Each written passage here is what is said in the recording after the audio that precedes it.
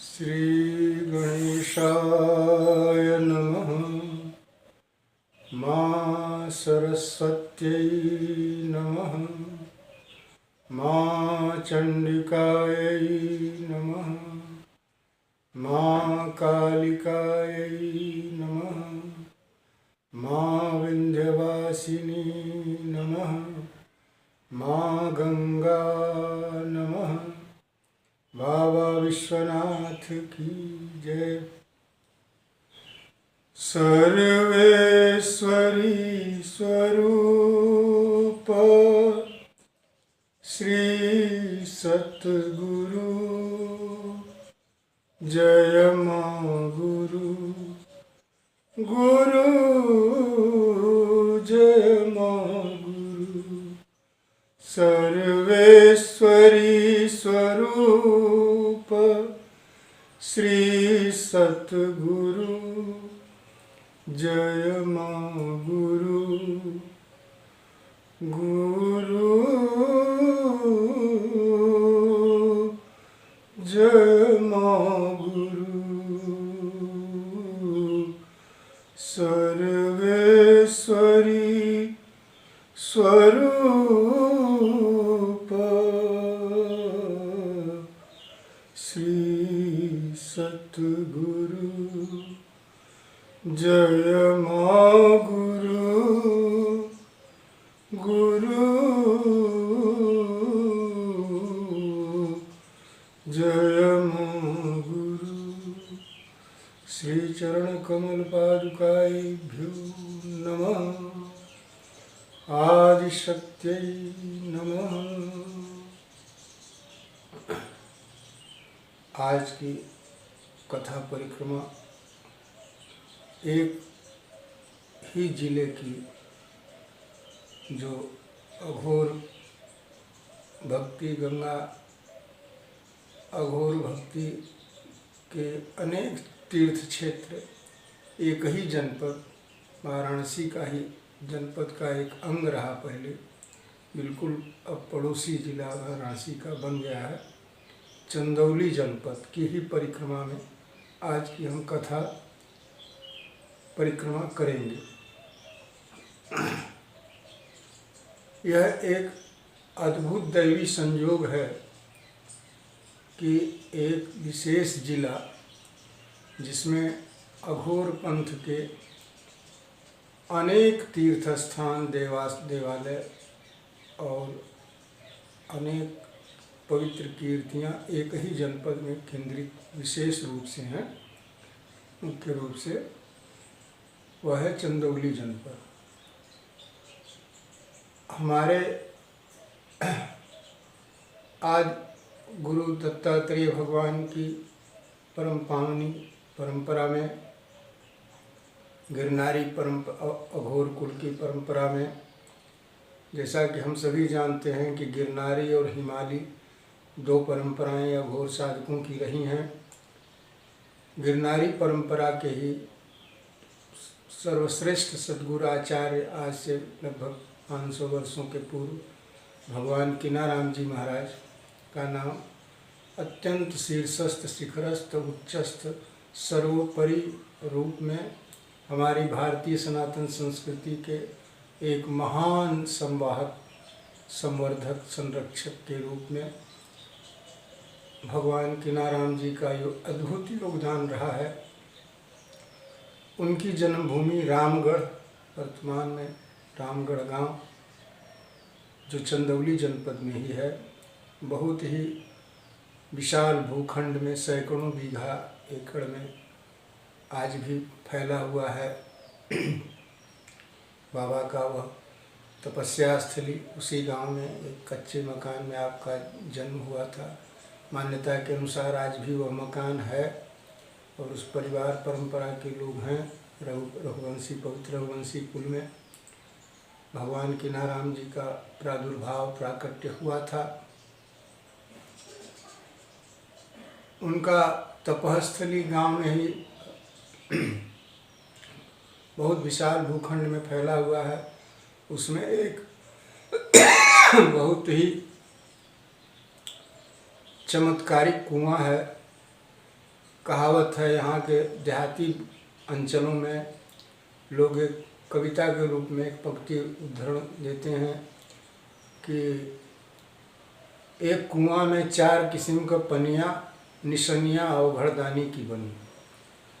कुआं एक है, 4 घाट पे 4 किस्म का पानी है, और उस कुएं में की रचना बहुत ही चमत्कारिक और अद्भुत ढंग से हुई है।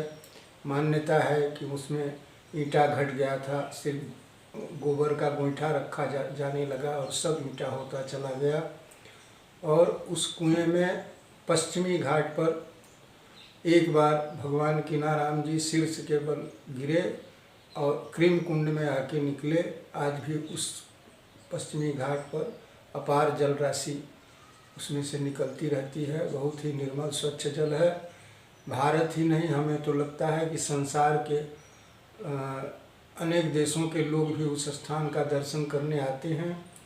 वर्तमान में उत्तर प्रदेश शासन की व्यवस्था की भी उधर बहुत ही अच्छी दृष्टि है।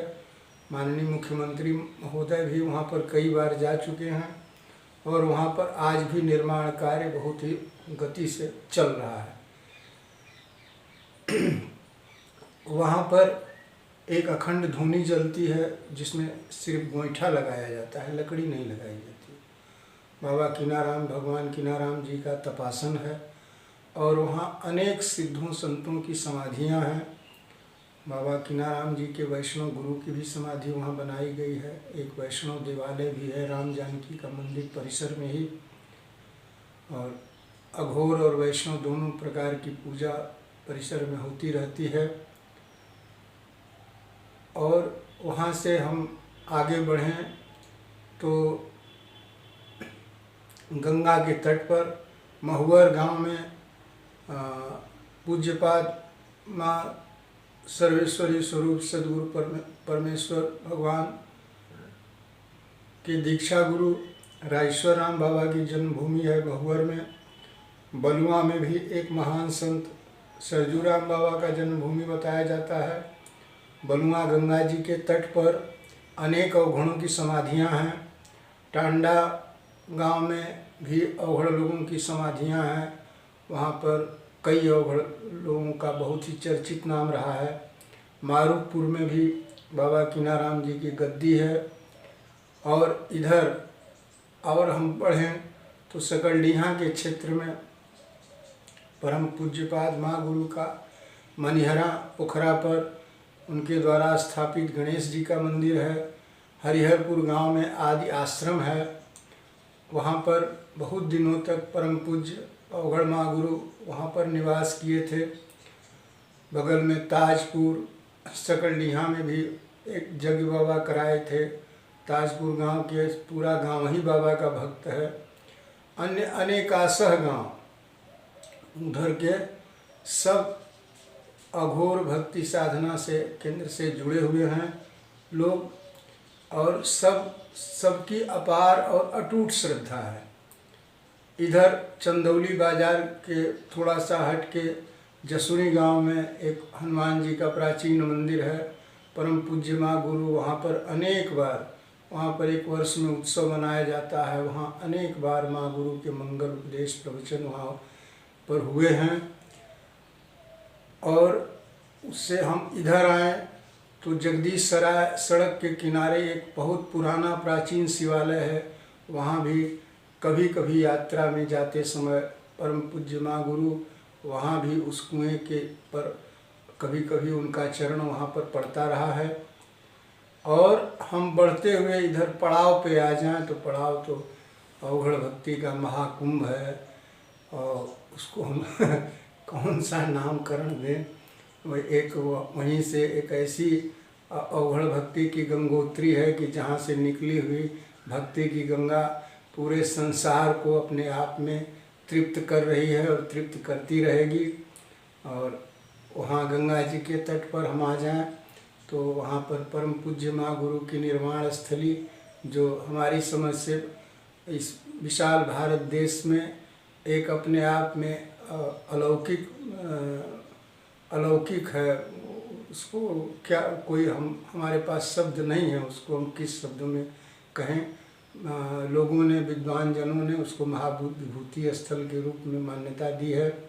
वह एक गंगा जी के तट पर एक परम चमत्कारिक कीर्ति है, जिसको हमें तो नहीं लगता कि वो, लगता है कि जैसे कोई विश्वकर्मा भगवान ही बनाए हैं, और उसको पता नहीं और कितने रूप में उसका प्रकाश कहाँ तक फैलता जाएगा, यह हम कल्पना करके भी बहुत आनंदित रहते हैं।